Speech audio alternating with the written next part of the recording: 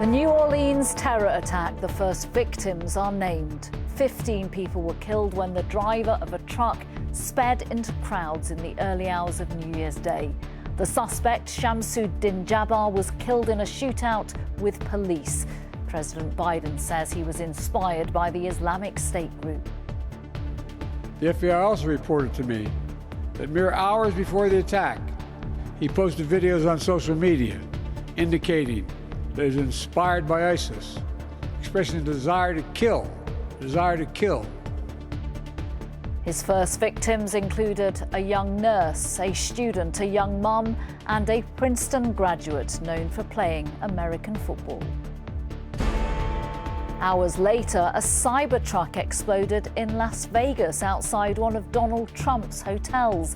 It too is being investigated as a possible terror attack. Also this lunchtime, travel and social media bans, the government's new plan to stop people smugglers.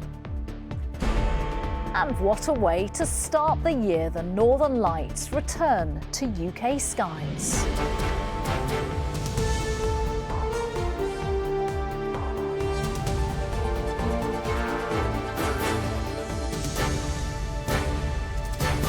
This is the ITV Lunchtime News with Nina Hossain. Good afternoon. The first victims killed in the New Orleans terror attack have been named as America investigates what made a US Army veteran drive a car into a crowd of people. In total, 15 people died in the early hours of New Year's Day at the hands of Shamsuddin Jabbar. President Biden says Jabbar was inspired by the Islamic State group.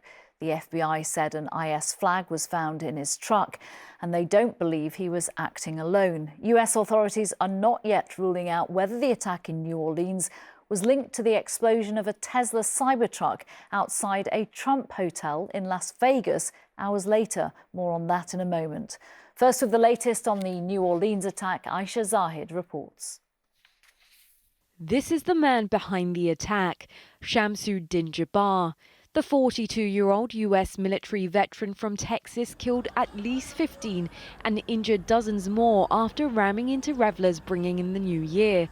Driving a white pickup truck, this footage captures Jabbar as he swerves onto the pavement to get around a police car. Moments later, he drives into crowds on Bourbon Street. Armed officers run towards the city's historic French Quarter, where the human cost of the atrocity is laid bare. After crashing the vehicle, Jabbar began shooting at police officers. 2 were injured before he was killed. The FBI say they don't believe he acted alone. Among the victims of the attack were 18-year-old Nikira Cheyenne Doe, an aspiring nurse, Martin Beck, a former football player at Princeton University, Nicole Perez, a mother in her late 20s, and 37-year-old Reggie Hunter, described as being full of life by his family. Many of those there that night were left shaken. It was just horrible. It was very graphic. We heard everything that came outside, and once we heard it, it was from there like tragedy. Good evening. I'm Shamsuddin Jabbar. Jabbar is seen here in a YouTube video posted 4 years ago from when he worked in real estate. Before this, he'd served in Afghanistan after spending 13 years enlisted in the army. Weapons were found inside his vehicle, including an improvised explosive device. Other potential IEDs were located in the area, and an ISIS flag was found on the back of the pickup truck, prompting investigators to treat the attack as an act of terrorism. The FBI also reported to me that mere hours before the attack, he posted videos on social media indicating that he was inspired by ISIS, expressing a desire to kill. Officers searched this property in Houston in connection to the attack as investigations continue. The new year has left New Orleans reeling as the people here grieve after celebration turned into the worst of horrors. Aisha Zahid, ITV News.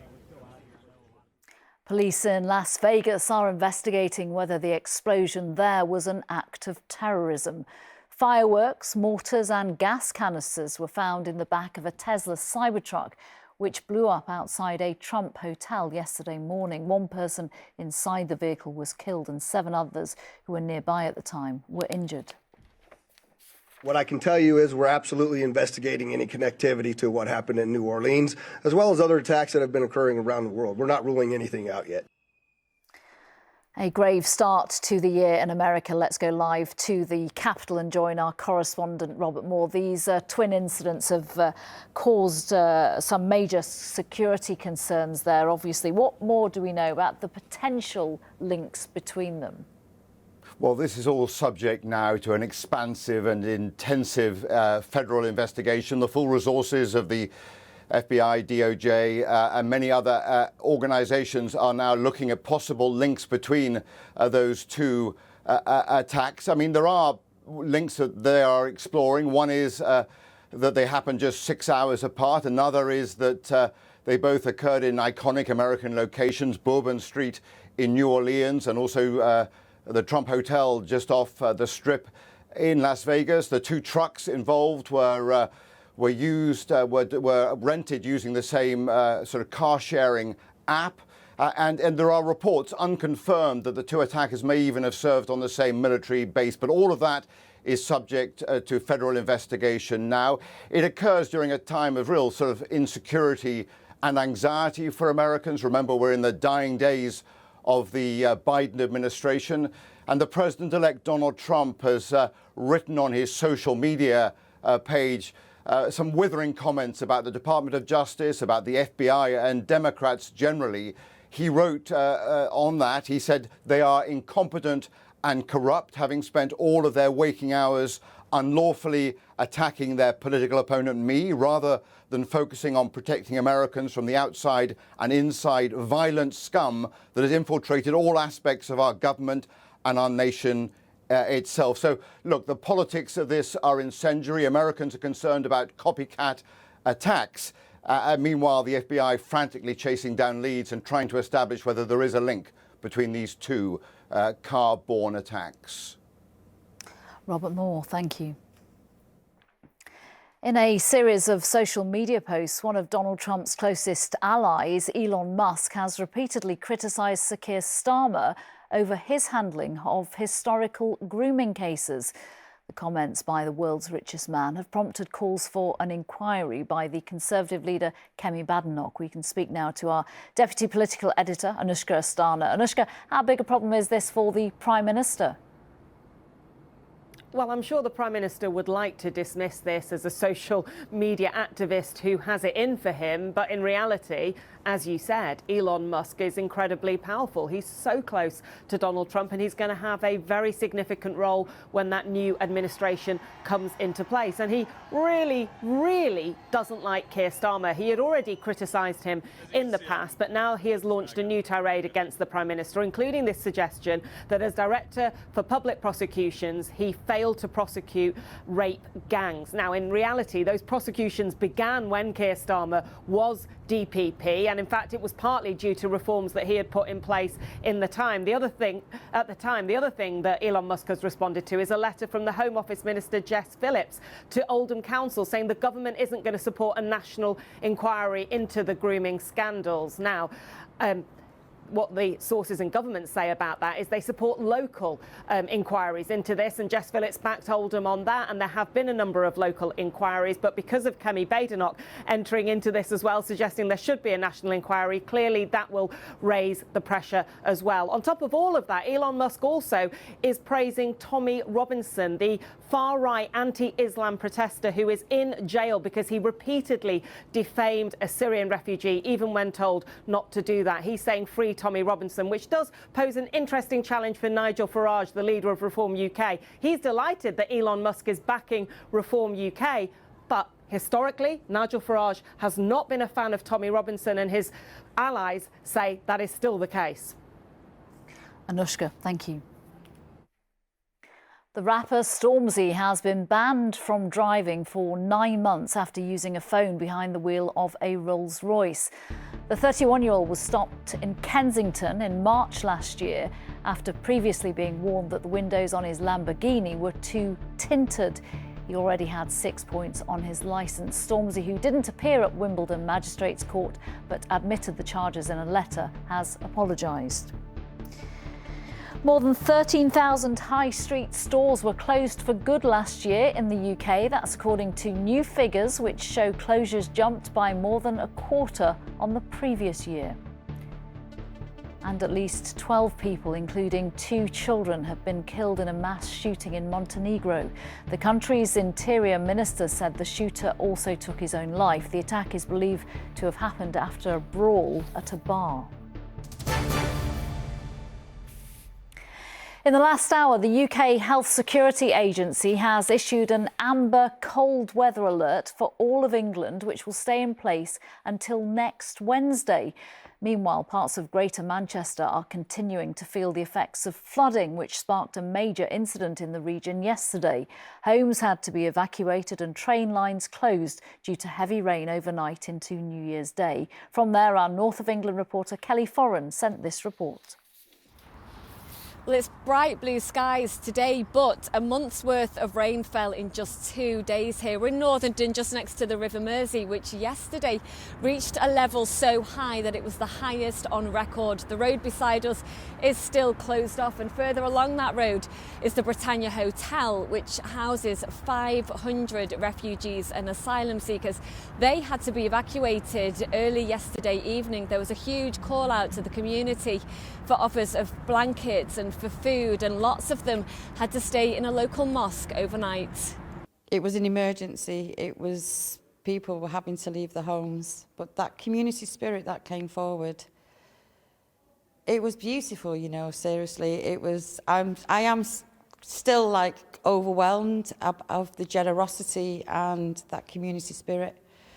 Hundreds of people were also rescued from some flats in Stockport. I've spoken to somebody who was evacuated from apartment blocks down the road from here, and she told me that her garage on the ground floor was completely submerged in water. As you can see, that rain has stopped, but the weather warnings, well, they haven't. There are still lots of flood warnings in place for parts of the northwest, and there are new weather warnings for snow and ice too. The weather warning for snow covers England, much of Wales and parts of Scotland, and that's due to last from Saturday morning right through until Monday morning. This time last week it was Christmas. The weather was unusually mild for this time of year, but things are going to get much colder over the coming days. Kelly Foran reporting there. Still ahead, travel and social media bans are included in the government's new plan to try to stop people smugglers. And how the new year brought the northern lights to the skies of the UK again.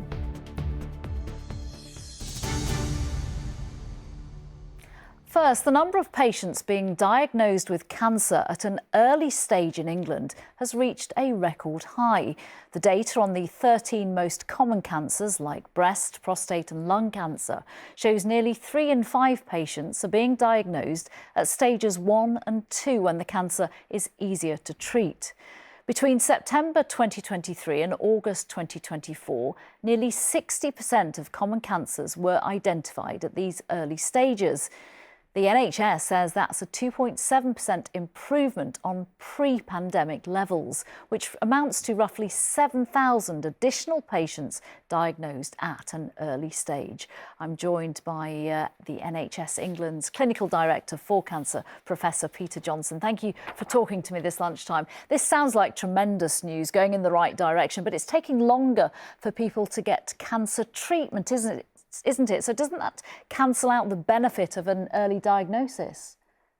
Thanks, Nina. This is really important because ever since we've been recording the stage at which we diagnose people's cancer, this is the first time that we've seen it going up as we've come out of the pandemic, and we've put a huge amount of effort into making sure that people can understand the symptoms so that they know when to come forward to get checks. And also we've been doing some work to actually go out and find people, for example, with our lung health checks program, targeting people over the age of 55 who've smoked, seeing if they are at risk of lung cancer and inviting them in for CT scans. And it's these kind of initiatives which have made a huge difference to the likelihood of getting diagnosed early. And of course, that really matters because if your cancer is diagnosed at an early stage, that's what gives us the best chance of successful treatment.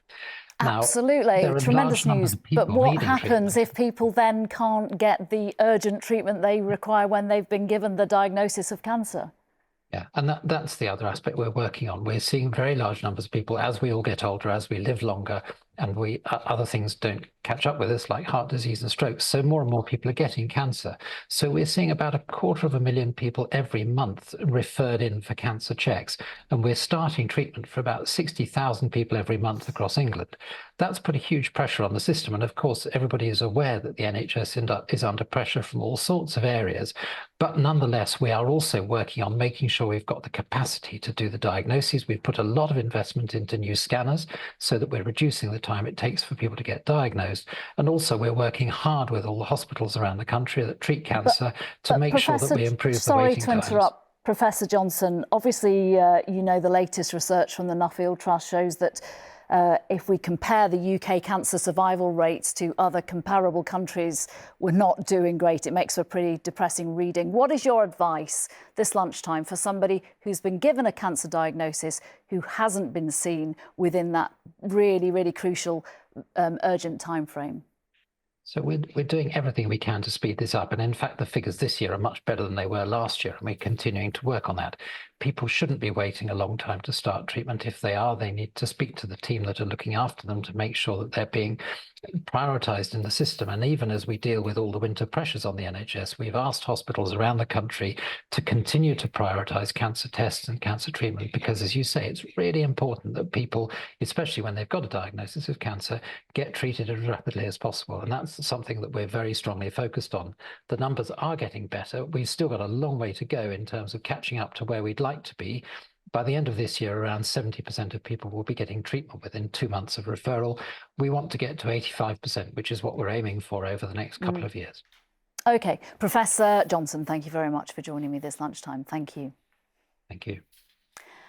Anyone involved in people smuggling could be banned from travelling and using social media under plans unveiled by the government. Tackling illegal immigration is a major challenge for Labour, with Home Office figures out yesterday revealing more than 36,000 people crossed the Channel in small boats last year. But the Conservatives say the latest proposals will have no effect and accuse Labour of losing control of the country's borders. Neil Connery joins me now. Talk us through how these plans would work and the reaction to them.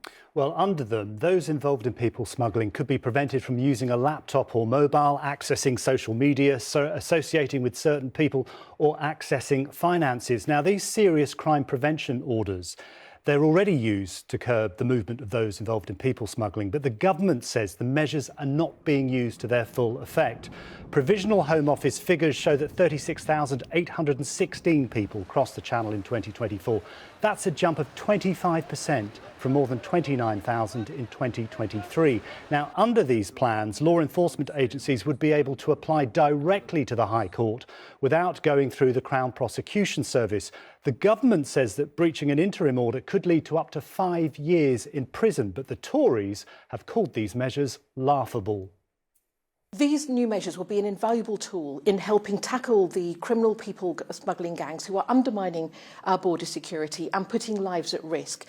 And in the process, stopping them being able to, for example, destroy evidence or change their tactics if they know that law enforcement agencies are onto them. The idea that dangerous people smuggling gangs are going to get put off by an order of the kind we're hearing about today is absolutely laughable. What we need is a deterrent to stop people crossing the Channel in the first place. The National Crime Agency have said that. Well, these measures will be included in the government's border security, asylum and immigration bill, and that's expected to be introduced in Parliament in the coming weeks. Neil, thank you very much. Thank you. Vets working on a project in Dumfries to breed more environmentally friendly cows have hailed the birth of a calf using IVS as hugely significant.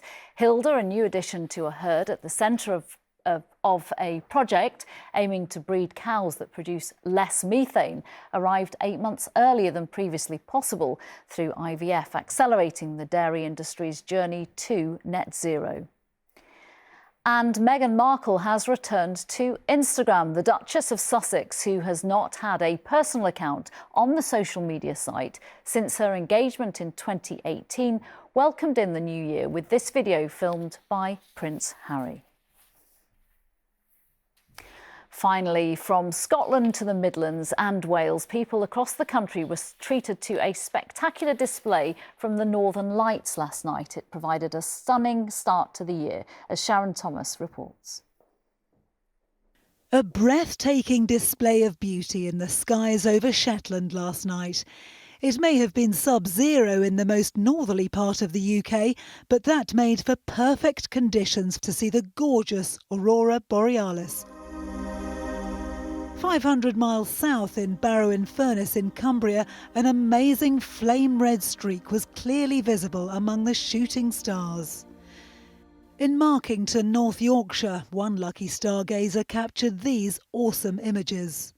And as far south as Leicestershire, the chilly night sky lit up in spectacular fashion. Even the city of Leicester itself was treated to an impressive display. Back up north, these beautiful colours over Northumberland were New Year's night's celestial delight. Absolutely amazing. The colours were visible by eye, and they just started screaming to everyone, listen, the aurora's kicking off. And everyone was just screaming, going, the aurora's going nuts. And they all started running out as well. And we were all there just looking at it and just in awe, just unbelievable. The Northern Lights used to be a rare phenomenon here in the UK, but sightings are now more frequent and farther afield. Over the last 24 hours or so, we've seen a fairly significant geomagnetic storm over the British Isles, which has deflected the auroras further south and hence made them visible where we've had clear skies. Aurora Borealis activity is expected to reach its highest levels in 11 years in 2025. So if seeing them is your New Year's resolution, well, you can thank your lucky stars. Sharon Thomas, ITV News. That's all from us for now. Lucrezia is here with the evening news at 6:30. From everyone on the Lunchtime team, whatever you're doing, enjoy the rest of your afternoon. Bye-bye.